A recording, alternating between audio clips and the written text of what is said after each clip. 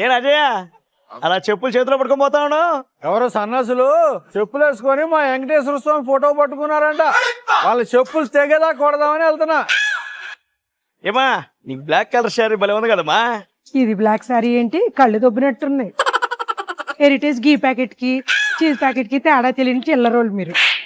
ఇంకా చీర కలర్లు ఏం తెలుస్తే మీకు? ఆ సరుకులన్నీ ఎంత కొన్నావమ్మా? ఎలా చెప్పాలి మీకు? మీ భాషలో చెప్పాలంటే గుత్తగంపకి 500 ఇచ్చి కొన్నానయ్యా.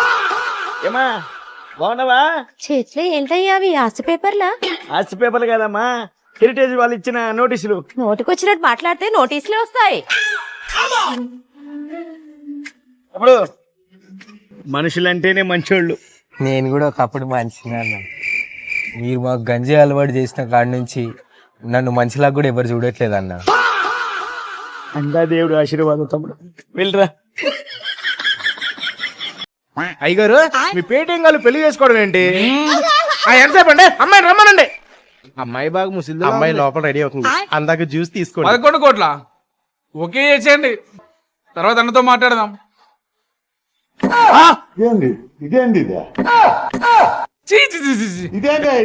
ఏంట్రా yellow colour? Blue colour juice లేవా? బ్లూ కలర్ రండి, బాత్రూమ్ గడికి హార్పిక్ ఉంది, తెమ్మంటారా? అల్లుడి గారు జాగ్రత్త, రండి రండి. అల్లుడి గారు మీకు కట్నంగా ఇస్తున్న 11 బొట్లు ఇవేనండి. ఇవ్వా? నువ్వొద్దు, నీ పిల్ల అవద్దు, ఈ పెళ్లి వద్దు. ఏంటండి ఏమైందండి? ఏమైంది? ఏంటి ఈ రంగేంటి?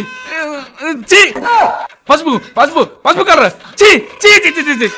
నీకు వేరే కలర్ దొరకలేదా? నాకు ఈ పెళ్ళదు, నేను వెళ్ళిపోతా. అల్లుడి గారు ఇక్కడ చూడండి, ఇక్కడ చూడండి. మీకు నచ్చిన బులుగు రంగు అండి, కింద ఉంది. అంటే వాళ్ళు పైన నేను కింద. వద్దు, క్యాన్సల్ క్యాన్సల్. నాకు ఈ పెళ్లి వద్దు. అల్లుడి గారు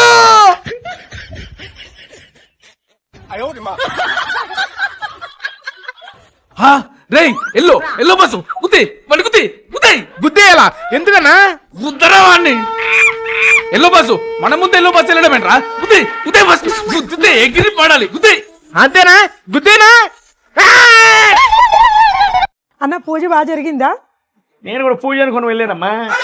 నన్ను కూర్చోబెట్టి ముందు భోగమంట వేశారు. నీకు మంట పెట్ట, అది భోగి మంట కాదు, హోమం. ఏంటన్నా అక్కడ చేతులు తుడుచుకుంటున్నావేంటి? చేతిలో నీళ్లు పోస్తే చేతులు కడుక్కున్నానమ్మా. ఓ నీ శార్థం, అది నీళ్లు కాదు తీర్థం. పూజలో పురోహితులు చెప్పింది ఏమన్నా నీకు అర్థమైందన్నా?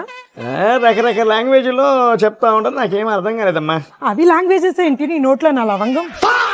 అవునన్నా, చేతులు అక్షంతలు పెడుతుంటే వెనకాల అవినాష్ మీద వేస్తున్నావేంటన్నా? మన చేతికి ఏం అంటించుకోంగా, అన్ని వాడి మీదనే వేస్తా. మరి ఇష్టం లేకపోయినా ఎందుకు వెళ్ళవన్నా పూజకి?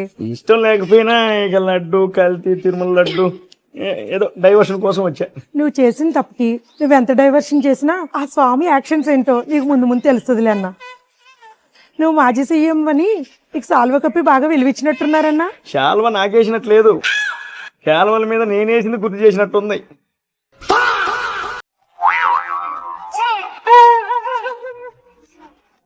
ఏదో రీల్స్ చేస్తున్నట్టున్నావమ్మా. బాగా చూస్తారా నీ రీల్స్ అన్ని? 1,00,000 మంది దాకా ఉన్నారండి. ఫాలోవర్స్ ఓకే, పేమెంట్ ఏమైనా వస్తుందా? ప్రమోషన్ చేస్తే పేమెంట్ వస్తాయండి. మరి నా కోసం చిన్న ప్రమోషన్ చేస్తావా తల్లి? ఎంత ఇస్తారండి పేమెంట్? మామూలుగా 5 రూపీసే, కానీ ఈ టైంలో తప్పట్లేదు, 5,000 ఇస్తానమ్మా. కానీ స్పాట్ పేమెంట్ ఇచ్చేసేయండి. డబ్బులు పంపిస్తా ఇప్పుడే. దేని మీద టాపిక్?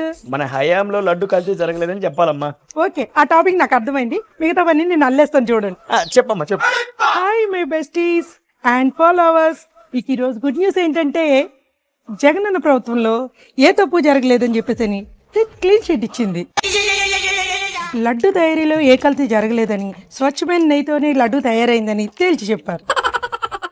అందుకే నేను చెప్తున్నాను మై ఫాలోవర్స్, జగనన్నది మంచి పాలన, చెయ్యొద్దు హేళన. అన్న మనసు అద్దం, అన్న నోటికి రాదు అబద్ధం. మా ఇంటి వెనకాల ఉంది నుయ్యి, అన్న వాడింది స్వచ్ఛమైన నెయ్యి. నేను ఇప్పుడే అప్లోడ్ చేస్తున్నాను, మీరు క్యాష్ రెడీ చేసుకోండి. చెయ్యమ్మా ఇప్పుడే డబ్బులు ఇస్తా, జోబీలో ఉన్నాయి. నేను ఏదైనా వీడియో పెడితే లైక్స్ వస్తాయి, వ్యూస్ వస్తాయి. ఇదేంటి నా ఉన్న ఫాలోవర్స్ అందరూ పోతున్నారు? ముందు మీరు డబ్బులు ఇవ్వండి. డబ్బులు ఇంట్లో పర్సు మర్చిపోయానమ్మా.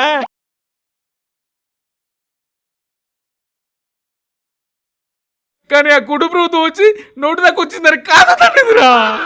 అయ్యో అయ్యో జగనన్న, ఎంత పని అయిపోయిందన్నా. నీకు అన్నదాత సుఖీభవ డబ్బులు పడ్డాయా? మొన్నే రా పడిపోయింది. మాకు కూడా పడ్డాయి. బ్రో ఏమైంది బ్రో ఏడుస్తున్నావు? ఏం చెప్పాలరా? ఈ పొలం మీ తాత ఉంచుకున్న వాళ్ళు రాయిస్తాడా ఏంటి? లేదురా. లేకుంటే మీ నాన్న ప్యాకెట్లు ఈ పొలం అంతా పోగొట్టేశాడా?